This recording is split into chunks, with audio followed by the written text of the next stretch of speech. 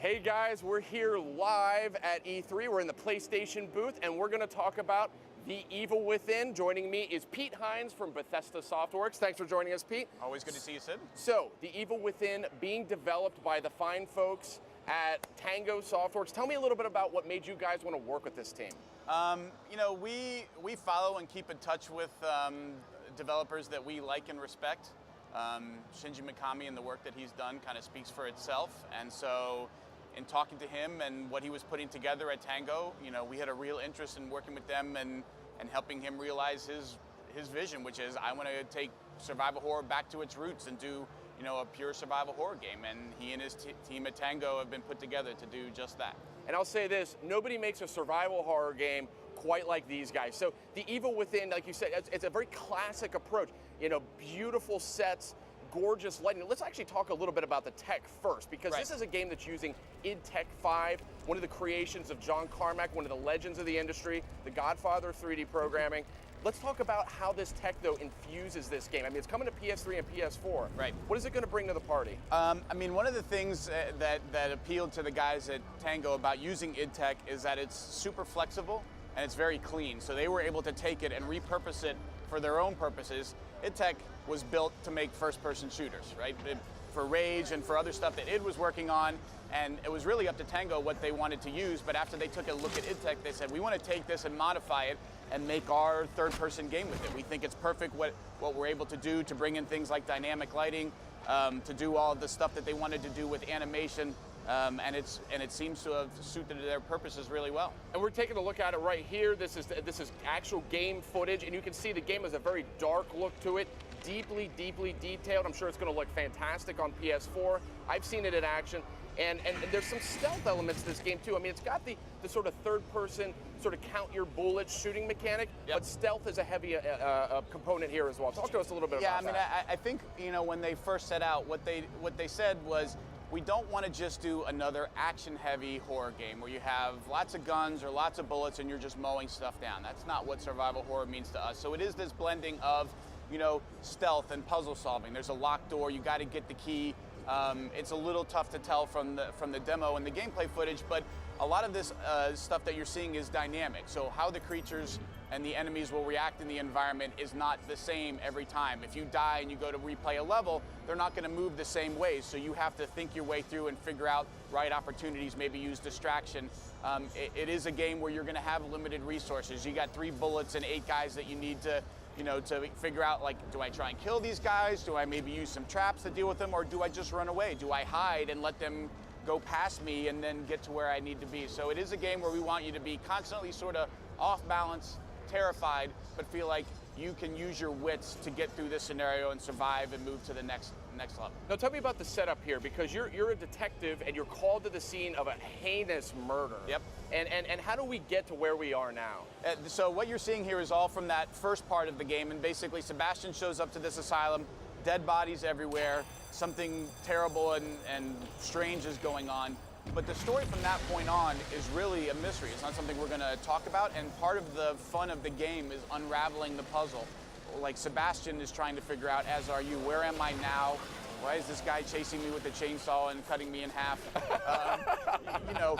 You find yourself, am I being cut in half? You find yourself moving from one location to another, and sometimes it makes sense why. Sometimes you're not exactly sure what just happened. Like, how did I just end up here? So we want that to be a sort of a discovery that you're making along with Sebastian. What's real? What's not real? And part of the survival is also sort of figuring out the story.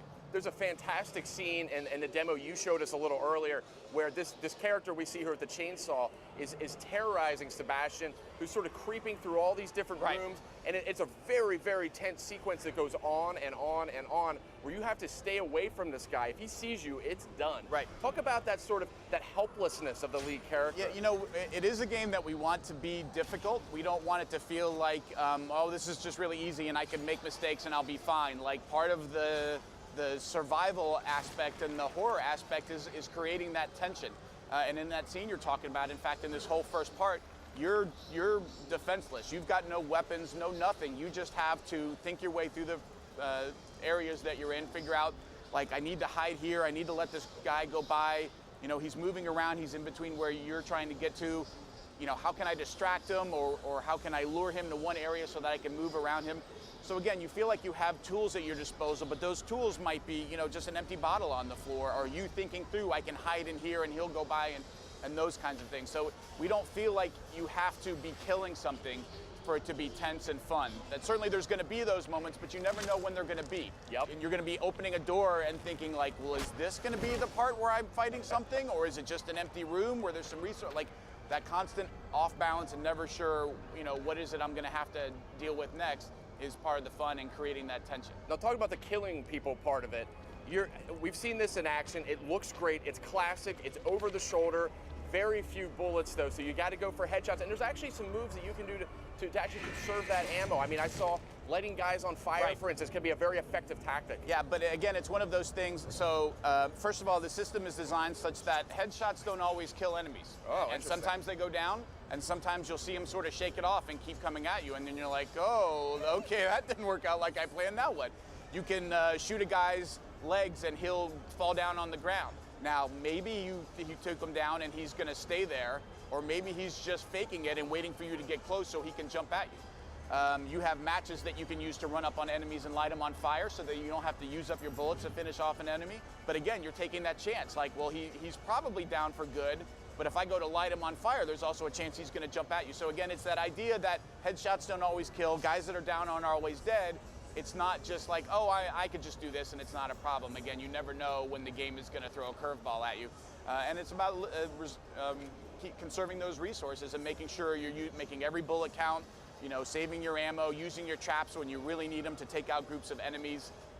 You know, you're going to be constantly thinking your whole way through. There's another scene I loved where it was hordes of enemies assault this area, and you're in a building or in a house, and they start. I mean, they're running at you with torches. They're piling in, Yep. and traps. These like bear trap explosive bombs. Yeah, the that you mine place, traps. The mine traps. Very interesting, and it was very strategic. It was almost not tower defense, but it was like you had to very carefully sort of arrange these to get maximum impact. Can you talk about some of those encounters? Well, so there's two things you touched on there. Number one, traps are a big theme in the game. You're going to see traps get used against you all the time by your enemies and trying to finish you off and kill you, but they're also things that you can find and use to deal with the guys that are trying to get you. Again, it's another resource, so you got to be smart about when you use them. But that scene you're talking about in the demo, it plays out different every time. So Jason Bergman, who's the producer behind the scenes playing the game, you know, every time he has no idea how they're going to come through, because sometimes the big, slower guys actually make it through the window first, and they don't go That's down not from good, the traps. yeah. Sometimes the fast, quicker guys manage to get through first, and so the traps do take them out, and he has a little time. But he came close to dying a couple times yesterday just because it didn't happen kind of how he was hoping, and he had to scramble a little bit to not die. So that's the kind of game that we want, and even the demo makes the producer's life a little harder, but it sure makes the game a whole lot of fun. Now, I know you guys are being cryptic about the story, and I wouldn't have it any other way, but some of these enemies that I see, I mean, they're not zombies. Right. They seem demonic in some way, or sort of supernatural in some way. I mean, what is the sort of theme with all of this? A good observation. We certainly have plenty of sort of recognizable humanoid enemies to deal with, but then again, like it's Shinji. He's not the father of survival horror for no reason. Like, the guy's got some pretty twisted, warped ideas on how to scare people, and you know, that's one of the things that he's talked about is what used to scare people, like back when he created Resident Evil 1, doesn't really work today. Like things like blood and guts and gore, like that stuff is in all kinds of games now, so it doesn't have the same impact. You aren't like scared or frightened just by, oh, there's blood, and now so you have to figure out new ways to sort of shake people up, and some of the creations that he's come up with, and he and his team have come up with, are going to be introduced along the way, so that just when you feel like you sort of wrapped your head around and like, okay, I can't possibly see anything more horrifying than that last thing, here comes something else. And again, what those are and like where they come from, and do they represent something, or are they something manifested? That's something for you and Sebastian to figure out as you go along. The Evil Within coming out next year on PS3 and PS4. One more question for you, because Bethesda really on a roll. Dishonored, Skyrim, The Evil Within. What's going on? I mean, you guys, I've never seen you in this kind of form. You know what? I mean, we have spent a long time finding and working with a lot of studios to create the kind of games that we're really excited about. And I think when you talk about Ralph and Harvey and the Arcane guys on Dishonored, Todd Howard and his team at Bethesda Game Studios, Shinji Mikami and his team at Tango, the guys from Machine Games that you're going to have up here in a minute, you know, a legacy of making really great stuff, and they all just want their chance to make something great, you know, bringing Elder Scrolls Online to PS4. You know, it's a great time for us. We're continuing to find folks who are really passionate about what they do and have a really great idea, and really it's just about supporting those guys and help them realize those games, and PS3 and PS4 gamers get to enjoy them. And they will, I have no doubt. Thank you, Pete. And coming up next, we're going to check out Wolfenstein: The New Order. But first, let's check in on the trailer for Batman: Arkham Origins.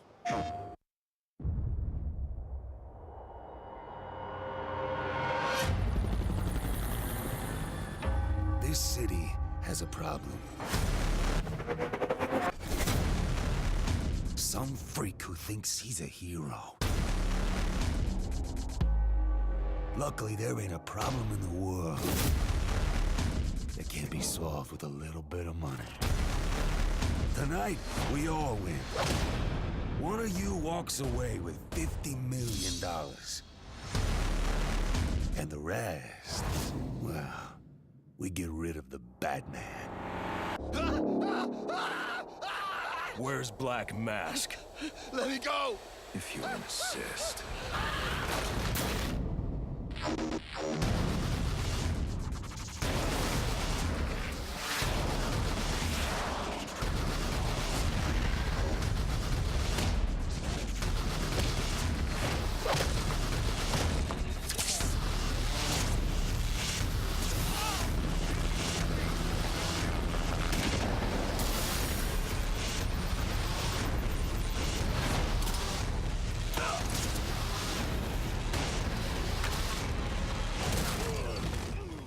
Nice of you to drop in.